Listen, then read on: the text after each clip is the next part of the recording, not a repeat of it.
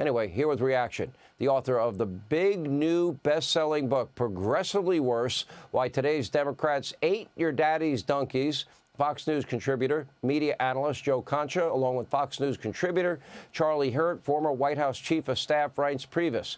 All right, Joe, congrats on the books. We'll start with you tonight. I mean, there's a lot to unpack here. Donald Trump was there for an hour, 10 minutes, 15 minutes, whatever it was today.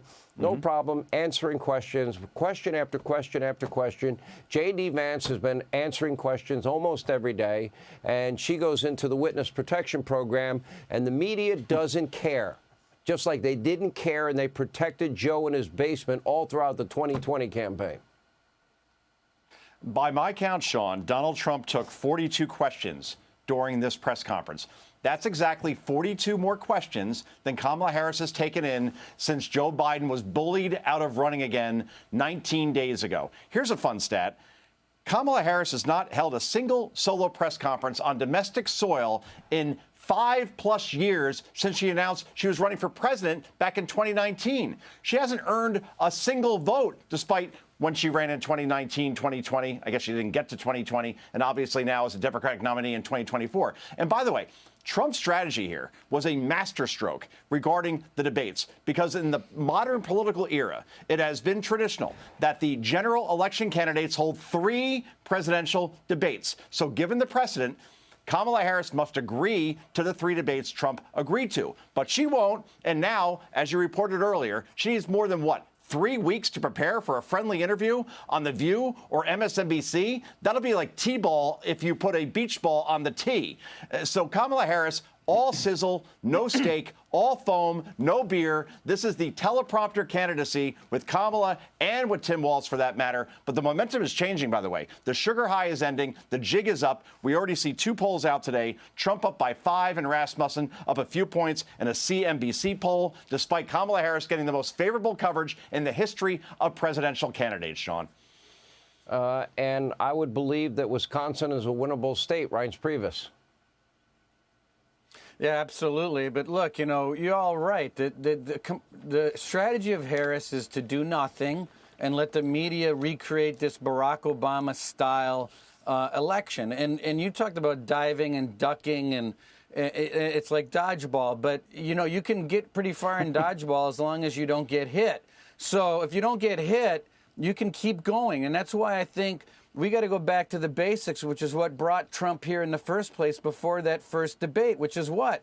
It was inflation, it was the economy, it was the border. And Donald Trump said it so many times during the debate, it's gas, groceries, and the things that are affecting the family. So that record that you put on the screen in the monologue is the blueprint to winning here. And Walz is no different in Minnesota. Government-run health care, women in sports, giving away their entire surplus for 20 weeks off of work. I mean, Joe is right. This is so winnable. So that's the first thing. The second thing is it's going to come down to this boring thing called the ground game, which is thousands of people on the ground in Wisconsin attacking early vote, absentee ballot voting, one by one, 10 hours a day. The voting starts in mid-September. This thing is cooking up in a month and a week from now. So it's coming down to this razor-thin majority. We can win it, but it's coming down to the basics and the boring thing called the ground game. Well, let me follow up, and then we'll go to Charlie. You're one of the most successful RNC chairs in history. You understand this game as well as anybody. Where do you see where the Republicans are now, the president's campaign is now? Compare it to 2020. Compare it to 2016. Have Republicans, do they have a strong enough ground game? Do they have enough attorneys at the ready? Are they really pushing early voting, voting by mail, legal ballot harvesting, and these issues? Hey, I've done a lot of work over the last few days trying to get to some answers on this, and they are. They've got hundreds of people out there on the ground. They're going to employ thousands of people paid door to door. The sophistication is getting better and better, and the Trump campaign is so well funded. I mean, they can put $20 million on the ground in these battleground states and attack these votes. But look, early vote and absentee ballot voting is really, it's grown phenomenally over the last 4 to 8 years. So this is going to take a tripling down of this effort on the ground. I think that they're up to it. I think that they're ready for it, but it's going to come down to execution. We're going to find out in a month and a week whether it's working. Charlie, let me ask you, I agree with Joe about the honeymoon, the sugar high. Those are terms I myself have used. However, they're going into their convention. Usually there's a convention bounce. After that, reality at some point is going to set in here. The one problem that I also see that Republicans have is that they have a corrupt media that is basically complicit and nothing but an extension of the Harris-Walz campaign. So they've got to bypass that, and they've got to inform the American people how radical, extreme, and frankly dangerous these policies are. How do they do that? Yeah, I don't even know if it's actually an extension of the Harris-Walz campaign, and rather it's just sort of the campaign, because I don't think that they're necessarily getting any direction from Harris-Walz there. I don't think that I think they really are hunkered down. They don't want to explain anything. They have obviously Kamala Harris I guarantee you there's tried to change her coordination. positions. There's got to be coordination. Has to be. I'm sure there is to some degree, but the media is all too happy to carry whatever water they need to cover for Kamala Harris and to cover for Democrats. Part of that is because they so despise Donald Trump, because Donald Trump is such a threat to the system. But either way, she's going to play this entire thing where she hides out and she doesn't ever explain anything. The fact that she doesn't have any issues on her website is absolutely shocking, but she does think that she can get away with it. And that's why what I think is so important is to keep running all of the clips from the past of her cackling, of her talking about all of these crazy things, about how much more woke everybody needs to be and how we need to have reparations.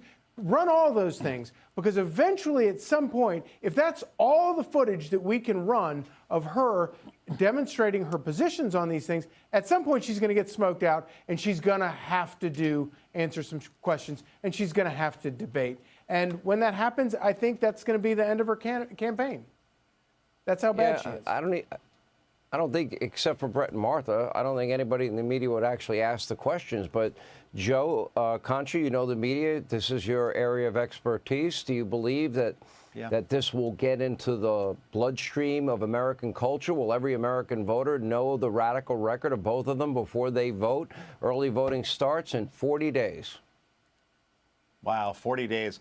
I think, Sean, social media is an equalizer to a certain extent as far as YouTube and X and all these places where these clips are going viral, as far as Kamala Harris opposing domestic energy like fracking and fossil fuels, opposes ICE, border walls, remain in Mexico policy, supports sanctuary cities, supports sex changes for minors without parental permission, supports raising taxes, supports allowing violent felons to vote from jail, all while expanding the Supreme Court, ending the filibuster, and another, by the way, if this is a number one issue as far as the economy is concerned, ask this question. What business experience does Kamala Harris and Tim Walz have exactly? Because the answer is zero. That's kind of a big deal, and that's something that Donald Trump should be hammering home. And oh, by the way, there is no teleprompter in the Situation Room. So picture Kamala Harris as commander-in-chief, Sean. Know this. If this Democratic ticket wins, you will not recognize this country. That I know. I think you're right. I don't know anything, Reince, about super PACs, PACs, hard money, soft money. That's your area of expertise. However, with 40 days until early voting, don't ads need to get up sooner than later? Yeah, they need to get up, but really how this goes, everybody, is when you're dealing with, you got billions of dollars that you're spending in about 5 states.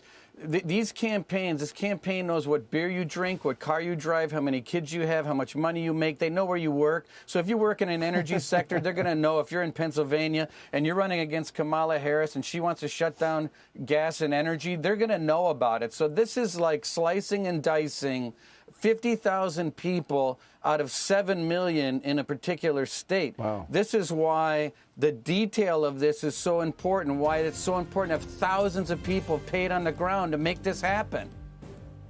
I think that's great advice. Charlie, can they pull that off? I think they can, and they're going to have to fight it every single day because, as you point out, the media is going to be against them. I think even more strongly than the Harris campaign.